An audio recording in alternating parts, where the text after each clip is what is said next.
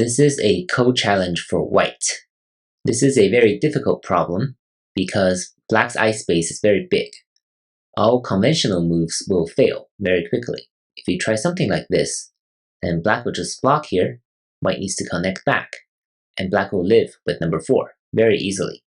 If white comes in from the left side, then black will just bend here and stand down. This way, black will also have 2 real eyes. Now you might want to try this move as well, but black can play this, and white will just be short because white will have to sacrifice 3 stones instead of 2. If it's just 2, then white can destroy black's real eye, but if it's 3, then black will end up with 1 real eye here. So this way, white still fails. But whenever this move on the second line doesn't work, you can try this move on the first line, which is not something that beginners and amateur players think about, but it actually is the correct first move. So black must play here. If black plays here, now white can come in from the left side, and black will be dead. So black must play here, and of course white can come in this way. If black blocks from the left side, now number 1 will guarantee white's connection, and black will fail. So this actually becomes a challenge for black to make a code. How does black make a code now?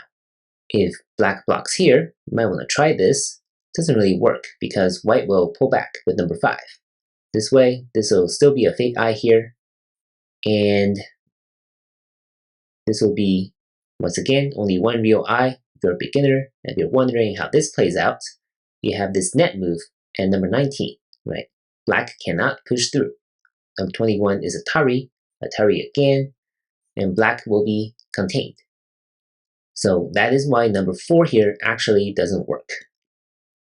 What will work is something like this. So black is still very resilient.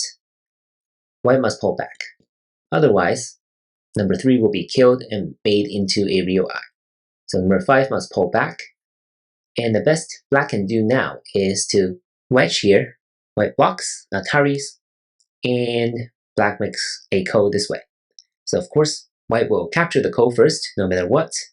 And if white wins, of course, white will just capture through and kill black this way. If black manages to capture back, what happens now is that white will have to play through this code. White cannot come in from the left side because black can play this move, and when white tries to block on the outside, black can connect here, forcing white to connect back here first. Otherwise, these 3 stones will be captured and made into another real eye. And now black can connect at number 18. So black will be able to live this way. So number 13 will fail. Of course, number 13 can be here as well. Just connect. And black will be able to play here, number 14. And this way, it seems like white has this local code threats, but black will gain 2 local code threats. And number 16, if white manages to capture back, number 22 right here will be another local code threat for black. So black will get a couple more local code threats after white's number 13.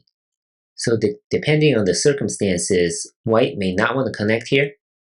White may just want to find something on the outside, capture back. Now, this is not a local code threat because white can capture here, and black will have to block here. And once again, this will be a fake eye, and black can no longer get a real eye through a code. So black will fail if it plays here at number 16. So local code threats really matter. That's kind of the theme for a lot of these problems, is how many local code threats are there. And it's usually very good practice because it's exactly the type of things you have to calculate for in real games, in code situations. So overall, this is a very difficult problem. Finding number 1 here is very difficult, and finding number 4, number 6, number 8 is also difficult. So if you have any questions, please let me know in the comment section below. Good luck, and thank you for watching.